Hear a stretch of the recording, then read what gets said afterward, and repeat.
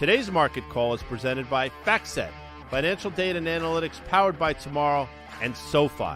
Get your money right, all in one app. We're in Miami, Florida, not South Beach, but we're at day two, actually day 2.5, because it started Monday evening, right? Yep. Of the FactSet FOCUS conference. First time in person since 2018.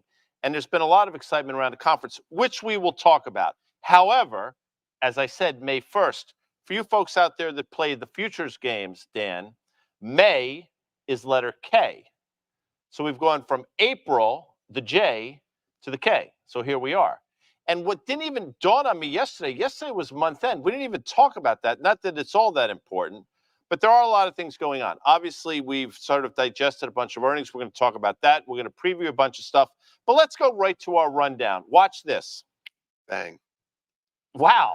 We need to get one of these. No, we really need to get one. You and I have been like obsessed with this thing. I know. And I got to be honest with you. Yeah. The folks they have here, the guys and gals have been working with, first class. Yeah. No, I mean that. I mean, it's amazing. They Yeah. should all get raises. And we'll talk to Phil about that. That's Phil Snow a little bit later. With that said, here's the rundown. We're going to break down potential Fed reaction. We'll see what they're going to say. Earnings movers, and there are a lot of them. AMD is on the move. Starbucks, disaster. Amazon, okay. Pinterest. Out of this world. I have a Pinterest page. I know you do. No, I do. Yeah. I was an early adapter of Pinterest. Adopter. Huh? Adopter. Estee Lauder. Yeah. Had a huge run up, giving it all back. And a company we don't talk about, CDW, that you're bringing forth because you think it's interesting. I do think it's interesting. And then obviously we're going to preview Apple's earnings. That's tomorrow after the close. Because a little programming note. To a situation, you adopt the child. A little programming note. You and I are going to finish off. We're going to do a market wrap here at the FactSet FOCUS conference tomorrow morning. Then we're going to get on a plane. We're going to head back to New York, and we're going to go do CNBC's Fast Money. So we will not be doing market call tomorrow, but we're going to do it on Friday at 1 p.m. And we thought that might be a better day to kind of recap. Makes sense. Everything that's going on with Apple. You know, why rush around when you don't have to? So, and then think about this. Yeah. Sunday, and by the way, this is a big deal for me. Yeah. Sunday's the first day of round 2 for the Rangers. Correct. I'm getting on a plane, and I'm going to Los Angeles. Yeah, and I'm going to be out there already for the Milken conference. Yeah, we're going to be out there. This is nuts. We're going to be doing market call on Monday from LA. We're going to be doing Fast Money from the Milken conference Monday afternoon, and I'm going to be out there all week. I got a bunch of stuff going on. You're going to be back in New York. All right, let's get to it, guys. That's the housekeeping. That's the housekeeping stuff. We got the Fed meeting. It's today. We got a Fed presser. It's coming out. We talked a little bit, I think, yesterday with Liz about what are the expectations here. Here's the CME Fed Fund tracker tool here. Listen, cuts, they're gone, right? Let's just they're gone. Well, I think 6 cuts are clearly gone. I mean, I thought that was a pipe dream when people started talking about it in October of last year. But a lot of people thought it was a reality, and they thought it was a reality because the Fed would be able to cut rates because things were moving in their favor. The mic really is what they thought. Basically, the inflation problem was going away, was being mitigated. Employment was still in that sort of sweet spot. And rate cuts made sense because they could. Now, with some of the data that we've seen, suggests that maybe they can't. Correct. And by the way, I'm not a Jerome Powell fan. I think you know that. But I'll give him credit. I think his tone, in large part, has been the required hawkishness that this market dictates. Whether or not the market interprets it one way or another, it's not necessarily his fault. But you're right. We're going to learn a lot in about, 50 or so minutes. Yeah, so this is what's most interesting, and a lot of folks are going to talk about, okay, well, the Fed can't do anything in front of the election, and, again, I think there's certain, like historical precedent for what the Fed does and doesn't do in front of a presidential election, but at the end of the day, the data, to your point, is not suggesting that it's something that they should be in a position to do that. The combination, and we talked a little bit about ECI yesterday with Liz, the combination of unemployment below 4%, some of the ECI, the stuff that we took out of the employment cost index, right, that we took out of there. I think you have rightfully talked about GDP last week, Q1, which came in, well below expectations, but some of the inflationary readings in that making the Fed's job difficult. Friday morning, we have the all-important jobs report. You just like saying that. I do. I like to tweak you. And I haven't even done this because it is May 1. And you know those sell in May and go away, folks. Please don't I know. do that. I just did that to you. Please, but let's go back to this Fed funds tracker. So this is looking out beyond the election. Yeah. So this is not a slam dunk that we get a rate cut in December, in November, well, right? It also comes to be careful what you're wishing for. Right. I think everybody seems to think they want a rate cut. Again, politics bore me, but Elizabeth Warren and Bernie Sanders sort of sent this open letter to Jerome Powell and the Fed folks saying, hey, rates are too high. You're hurting the populace. You got to cut. You know what? That's factually wrong. Yeah. I mean, because I will tell you, you know who they're going to hurt most if they lower rates? The people that they're trying to help. Why? Because inflation, which is a problem, is just going to grow that much more in a lower interest rate environment. That's just factually true. Right. But here we are. So you see it behind us, what we're looking at in terms of rate cuts. So not a slam dunk. And at some point, if the data continues to get firmer, that's the inflation data, okay? And you know, this is the problem they're going to get themselves into, is that we have not seen this in our careers, a scenario where, let's say, we have weak growth below trend, which we have inflation that becomes entrenched in the economy. You know, that's the thing for risk assets, Guy. I just have a really hard problem, you know, or hard time trying to figure out. Let's go to the 10-year chart here, the yield. Yeah. You know, it hasn't made that move to 5%. It's on its way here. And so do you think there's anything the Fed could say? Let's just say that, do they have to say that cuts are out of the question for this year? You know, because they like to do this a bit piecemeal, maybe quarter to quarter, meeting to meeting, that sort of thing. All good points. I'll say this, and feel free to disagree with me, but as much as the Fed thinks they can control all aspects of the curve, the reality is they don't. So they can control the front end, good for them. Everything else is subject to market conditions. We had a great conversation this morning at 8:15 during breakfast about exactly that. And you posited, like, why are rates sort of stuck here? And I think it's sort of twofold. And it actually does make a little bit of sense. Rates are going higher because of a couple different factors. One, issuances are out there, and it's a supply-demand thing, and the market is demanding a higher rate of interest to buy our debt. Makes a lot of sense to me. Two, inflation is still a problem. Again, makes sense that rates are going higher. On the flip side, we saw that GDP print of 1.6%, which was a disaster. That suggests slowing growth, which means yield should go down. So you have this sort of, you know, tug of war going on right here at this 4.65, 4.7%. I still think higher rates will win. I'm not suggesting I'm right, but I think that's why we're sort of stalling here at this level. And when you think about what market expectations are, and you know, oftentimes you'll see, you know, traders, you know, positioning in front of an event like this, it doesn't really seem like we're poised for a lot of volatility. You know, I think we have a chart, or maybe Amanda can pull it up live. You know, the VIX. Let's just kind of think about equity volatility expectations versus, you know, we look at the MOVE index every once in a while here. You know, we had that spike. Do you see what's going on here? I know, it's beautiful. But look, this is all FactSets. I mean, this is beautiful. Pretty good. Can we get one of these things? We're working on it. We're just like, we're behind the scenes here thinking about we should just do the show from here every day. Well, you want to move to Miami? No, actually, like all the Bitcoin bros did a few years ago. They all moved to Miami, and now the Silicon Valley guys are moving down there, and gals, like, you know, they're kind of over. You know what I used to say about Miami, and I know we have some people in here, they might be from Miami. You know what Miami's really good for? You know, bachelor parties and Super Bowls, and then you get yourself back. That is. I mean, that's borderline misogynistic. Well, I'm just saying. I'm just saying those are the best times, other than being at conferences like this. We've done eye connections. We do FactSet now. How did we get on this topic? Oh, I mentioned it this screen. You did. The VIX, the volatility index, right? And it started. Listen, you had a move actually north of 20 the other last week or week and a half or so ago, which you hadn't seen in quite some time. Obviously, the market rejected that really quickly. I guess it sort of makes sense.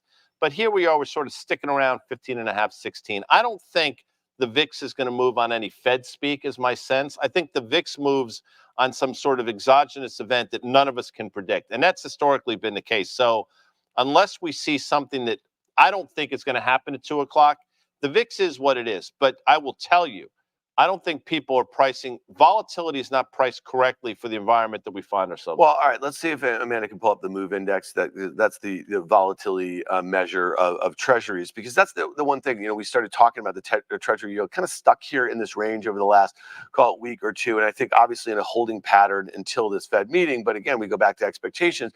Let's just say, whatever is intimated, right, in the presser and some of the responses that he has to media questions and the like. And let's just say, we start seeing that the chance of cuts in November and December just kind of fall off the page here a little bit. At some point, you would expect to see the 10-year yield back up towards 5%. And then the question is like, if we get back through 5%, think about where the S&P 500 was in the fall, in September, in October. It was a lot lower, So here we are, just north of 5,000. We're about 4.5% off those highs. Let's look at that S&P 500 chart.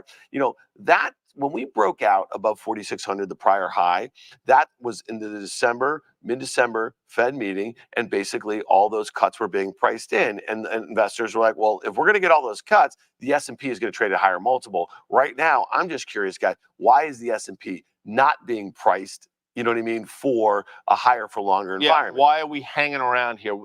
There's a stick-to-itiveness, there's a strength to the underlying market that doesn't appear to make a lot of sense. And we actually talked about John Butter's work yesterday in terms of the heavy lift that 8 to 10 stocks. Five stocks. And the other 495, if you really look at them, not all that good. So it is impressive that we're hanging in here. I'll say again, passive investing is a big part of this. Money flows into the market regardless of everything we talk about on a daily basis. That money doesn't care about any of this stuff. And quite frankly, maybe that's right. Maybe it shouldn't care. However, my concern has always been when passive becomes active, it ain't going to be active on the way up. It's going to be active on the way down, which again speaks to a volatility index that's probably too cheap. But here we are. You can see it. I still submit that 200-day moving average, that is sort of that's your bogey. And 4,700. Right around that, within reason, right around that prior what we think is, high. if Amanda wants to pull up a 5-year really quickly, so the early 2022 high was 4,800, the S&P 500. That July high from last year was 4,600. It's interesting that 200-day is right there around 4,700 off of the prior high that we just had. Bang. That's the horizontal line now. And you get yourself, a 10% peak to trough decline, or 11%, which is what we had from July last year to October. This chart, our friend Liz Young sent this Elizabeth to us. Young. EY. By the way, just a quick shout out. Sure. She flew down here to spend the day with us to do the show, and then she flew back. She's great. That's a yeoman's effort. And you know what she's going to be on? She's going to be on the closing bell today at 3 o'clock with Scott Wapner, breaking down what the Fed said. Look at that. See that? She doesn't mess around. No, she doesn't. But anyway, today, there's a lot of, let's just say today is what it is, right? Yeah. Day 300. Yep. 300 without a 2% closing. Well, here it is. Intraday closing decline. Down 2%. Yeah. It's been 300 days. It's the longest period that we've had since 2017 to 2018. We talked this morning at the breakfast meeting with our friends from FactSet. The last time we had a 20% pullback prior to that 2022 period was Q4 of 2018. The Fed was pivoting, right? Well, the Fed was moving towards a higher rate environment, normalizing interest rates. And what did they do when it got down 20%?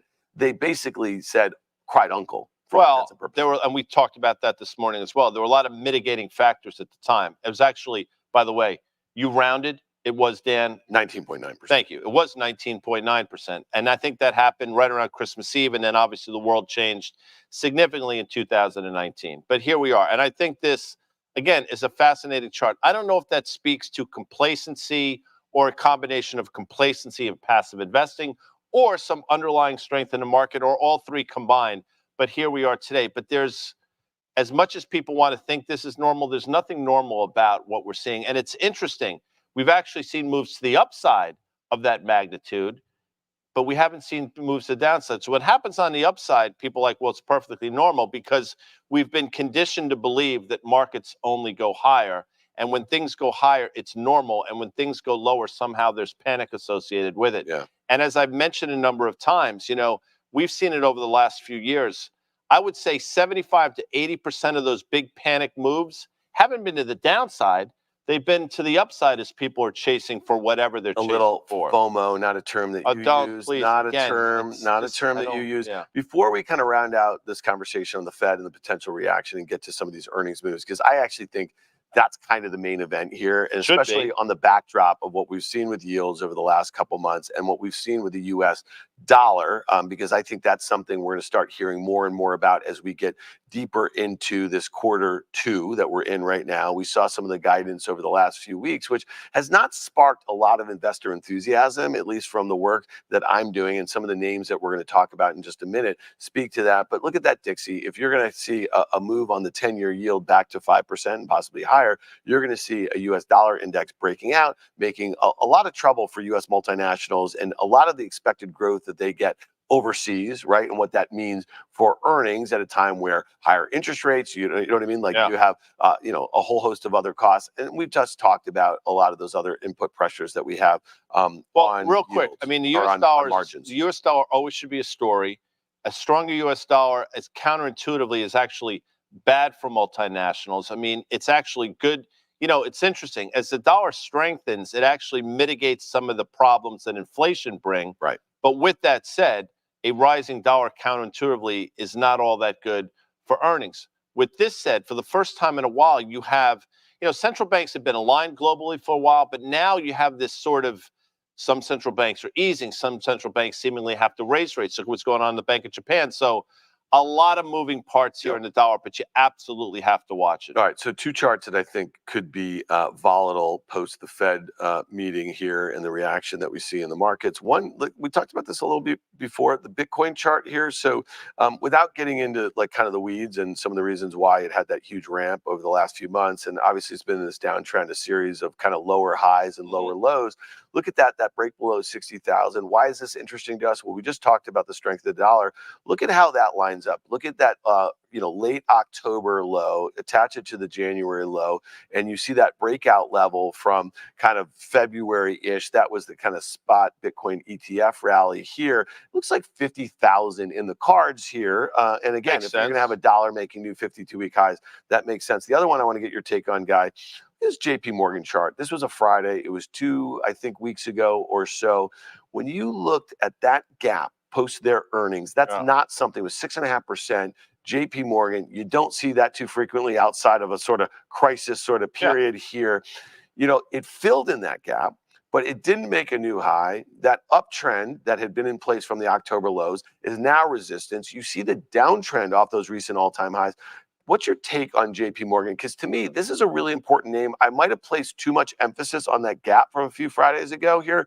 But again, could this be the sort of stock that leads to the downside? 100%. Now, the worst thing, if you're bullish, the worst thing that probably could have happened is the fact that we created that gap and then quickly filled that gap, because now that's taken that out of the equation. But let's go back in time a little bit. And we had a conversation about JP Morgan, and the implied move into earnings was 3.2%, with the stock at the time effectively trading at all-time highs.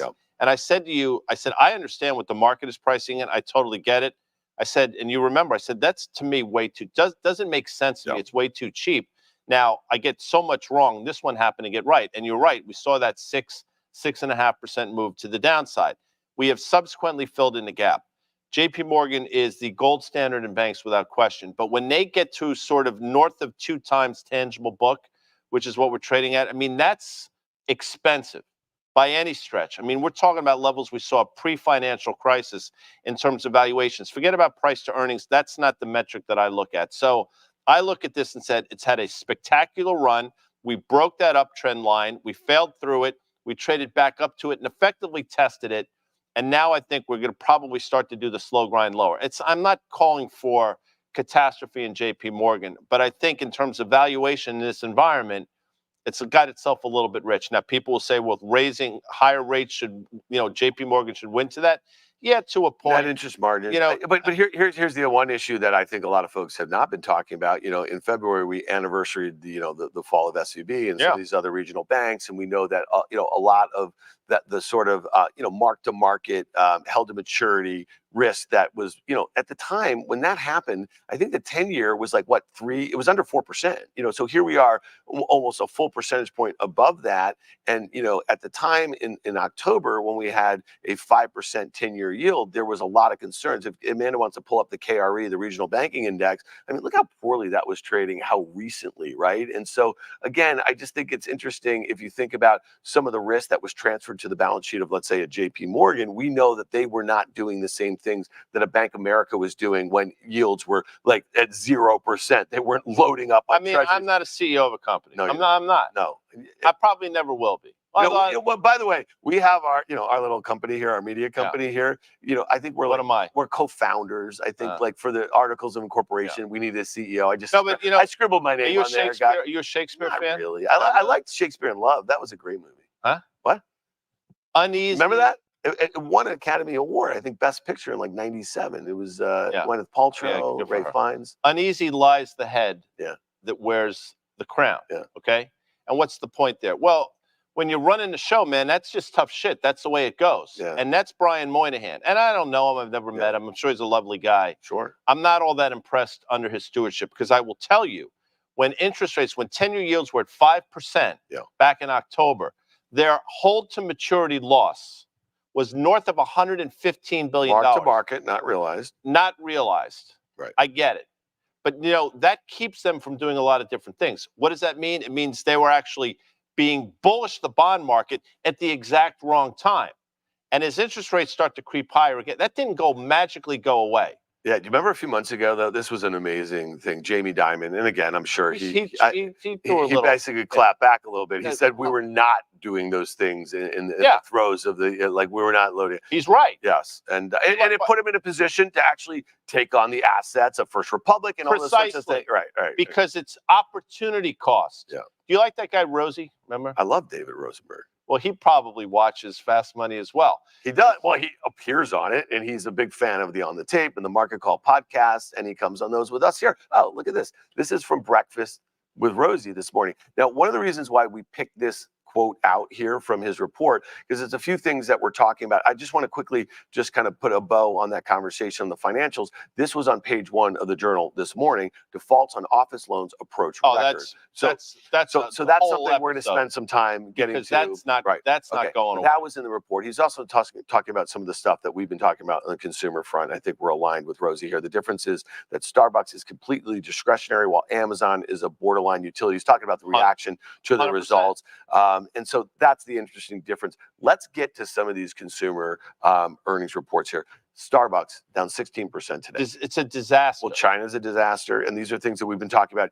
The writing was on the wall. We saw it in Tesla. We've been seeing it about Apple. We're going to get that confirmed one way or another on Thursday after the close. But again, if China was this huge boon for potential growth for all these U.S. multinationals, you think about the geopolitics there. You think about the currency translations. You think about basically some nationalistic tendencies by their consumers over there. Not a great setup for multinationals where there is embedded premium placed on China accessibility and future growth. Great chart in Starbucks. That's our static Starbucks chart. So put up a real-time one and go longer term, and you will see we are at levels where you better hope we hold. Now, it looks like we're going to probably trade down to those prior lows. You can see it. Amanda can sort of draw that horizontal line and see where that prior low was, and you'll see where theoretical support should be.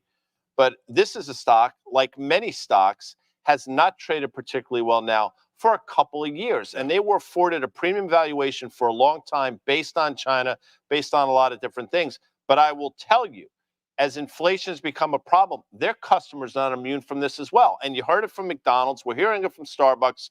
It's across a swath of companies now, and it's manifesting itself in the stock. Well, here's one that's near and dear to your heart, and this is not exactly discretionary for you, but many consumers. Look at Estee Lauder. Had a huge run. The reason why I say this is you wear makeup four times a week. I mean, like, what are you trying to say? So what I'm saying is not discretionary for you. Before you go on CNBC, you have to have the whole rig made up a little bit. I'm not choosing to do it. You have to do it. It's a utility. It's a staple for you. But for many people out there, it is a discretionary thing. This was a really bad quarter. This stock's down 10%. This is a company that when they reported, in the fall, had a huge gap to multi-year lows. So it's interesting to keep an eye on this. I think yesterday you mentioned that Gucci number was really bad. China is really bad for some of these really high-end discretionary sort of things. Go longer term, Amanda. Estee, I don't want to get bogged down here, but I want to show you where the stock was. I mean, this stock it had a huge run, and it's interesting, in a period of time where people were, on Zoom a lot and doing the Instagram and all that, you can make a very compelling case for Estee Lauder and some of these other companies like Ulta Beauty and those types of things. Yeah. The world's changed significantly. Now this stock, which had bounced recently, is giving at least half of it back. Again, this is part of a trend. We've seen bounces in a myriad of different stocks along the way, only to get some of it back. All right, let's rip through some stuff here. And Rosie's point about Amazon, very different. And we could spend a lot of time talking about AWS growth reaccelerating for the reasons that it's doing, generative AI demand, small, medium businesses and the like here. The consumer retail business is also in good shape. Rosie's point was that Amazon, given Prime, given same day, 1 day, 2 day, free return, all that sort of stuff, it is a utility. I just want to make the point about this chart. You and I are less than impressed by it's not having a Google site type move that it had. Let's pull up on the live chart really quickly. Microsoft. We highlighted the fact that Microsoft last week and Amazon sold off in sympathy with Meta. They had those spike bottoms. So you see that big print that we highlighted there. And we said earlier in the week, we thought Microsoft was going to fill in the gap and retest those lows. I suspect Amazon does the same. It's more of a broad market thing. Does that make some sense? It makes a lot of sense. It's again, this is not an indictment of the companies. It's more an indictment of some of the price action that we're seeing. And there's Microsoft right now behind us, which again, I've said it's either one of the top 5, if not top 3 most important companies in the world. It's actually gotten itself really expensive on this move higher. So again, the 200-day moving average makes sense. We're obviously going to hear from them. But real quick about Amazon, longer term chart. I mean, we're up against those prior all-time. We're right there, right? So it's better do some work here. I mean, if you're bullish in Amazon, you didn't get that Google type of move, which has got to be disappointing, which leads me to believe maybe the downside is tested in the form, again, of the 200-day moving average. All right, so here's the most important thing that I see in the stock market today, aside from what Starbucks had to say. This is AMD, and again, we could go on and on. We've talked about it a lot. We don't have to spend a lot of time on it, but the fact is they guided towards these high-end GPUs, right, for the large language models. This was meant to be a competitor to NVIDIA. We know that a lot of the hyperscalers, a lot of these customers who are buying these GPUs, they're looking for second sources. Now, what they guided to and why the stock's down 10%, they said they expect to be $4 billion in revenue next year from these GPUs. The street had modeled $6 billion. Well, yes, that's significant. Right. I mean, that's a big difference. So just extrapolating this, we're seeing, look at the SMH really quickly. It's down 3.5% today. We know that NVIDIA is the largest, holding at 21%, Taiwan Semi at about 12%, AMD's down there. But just like signaling wise, this is why May 22nd, when NVIDIA reports, this is really important. If they are basically guide below where street expects or the high end estimates, lights out for this trade. In the meantime, that's just my 2 cents on that. And before we get to Apple, do you want to round out this kind of this is why to us it's so important, because it's at the heart of the excitement in the stock market about generative AI. Well, I mean, if you've been around long, I mean, no matter what you hear, and this is just, again, my belief, semiconductors are still a very cyclical business. I know we're starting this, people think we're in this new paradigm. I'm not one of those people. I want to be clear. And I think when you hear it come, when you see the reaction of AMD, that's a warning sign across the bow without question. Pull up an SMH chart real quick, because we have talked about this dozens of times. Longer term, if you can, 163 was a prior high. We traded back to 163 in the fall. We failed there. We traded down significantly into December, only then to ratchet higher on the back of NVIDIA and everything else. Traded up to, these levels. I think it was what, Dan? I can't read it. It was probably north of 250 or so. It was like 260. I have said for a while that I think you're going to see a back and fill down to 163, which sort of lines up to the moving average-ish. And that would be sort of predicated on NVIDIA taking this next leg lower. I'm not a hater by any stretch. We talked about that March 8th date. We don't have to bang that into the wall. But that March 8th date, which I said the following week, I said we will go back on this day and say, hey, that was a day where everything sort of changed. No doubt. All right, 2-minute warning here. We're going to do Apple. Reports Thursday after the close. Implied move about 4%. Not a huge mover on earnings in general. Again, the underperformance in the stock down 15% from those recent all-time highs, down about 12% on the year. Notable versus all of its, mega cap tech peers. Lost that kind of largest market cap standing to Microsoft. And again, no generative AI in this story. We might hear a lot more about that. WWDC, that's on June 10th. We're probably not going to hear a lot about that tomorrow on their earnings. China's week, we all know it. We know things are bad here. The stock's telling us that. Do you have any expectation that they could pull a rabbit out of the hat as it relates to guidance, Guy? Because that's really the story. That's the thing that's going to move the stock. Not in terms of guidance. I don't think that's the rabbit. I think if there is a rabbit in their hat, it will come in the form of services being a larger part of revenue than it's been before. So if somehow services revenue gets to that 25% of overall revenue, that's why they're afforded still a premium multiple. I don't think that's going to happen, but that's what I'm sort of waiting for. And again, great company, but a stock that has not performed since the summer of last year. All right, there it is, people. We will not be at Market Call tomorrow. We will be on Friday at 1 p.m. So check that out. We're going to go over the jobs report. We're going to go over the Apple earnings and everything else in between. We got to thank our friends at FactSet. They've been great partners of ours. All those tricked out charts, the hosting us here. They're tricked out. The charts up there, they were like big behind us. They were pretty cool. Yeah, pretty cool. So like when you get a tricked out car, that's what that. Yeah, you know, guys all rimmed out and stuff like that. Probably you probably used to have some dice on your Trans Am from the window. You definitely did the rear view thing. But again, thanks to everybody here. Thanks for the support that they've had. We've been able to. What did I say at the top of the show? Their people are unbelievable. Yeah. All right. Well, let's do it. Let's get out of here. Great market call. We want to be out on the Super Little housekeeping. Tomorrow, we have a special on the tape dropping with Stephon Matteau, New York Rangers. Great. And not just great on the ice. Not just great on the ice, the work that he's doing on a whole host of issues with kids and the like here. So that drops tomorrow. And on Friday, we have a What Are We Doing? Danny Moses, Vincent Daniel, Porter Collins, the Big Short crew. And you and I, we're about to sit down with the CEO of FactSet, Phil Snow. Phil Snow's here? Phil Snow's here. This kind of his party here. Good-looking guy. And he's going to be on the pod with us.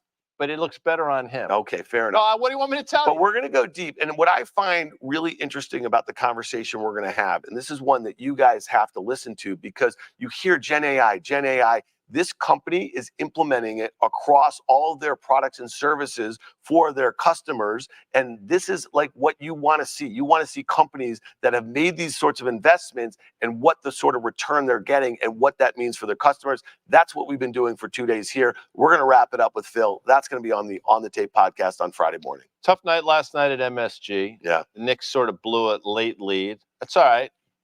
Game now 5, I believe. Deciding game in Philly tomorrow night. Game 6, actually. Yeah, that would be 4-2 if they do that. Ranger hockey, as I mentioned over the weekend, and the Yankees got to, you got to get a couple back in Baltimore. Got to get a couple back. The Birds are playing good baseball, as you know, as they did last year. Strong team. Yeah. Good ownership. Should be. Oh, you want me to get out of here? Let's do it. Thanks, folks. We'll see you on Friday. Yep.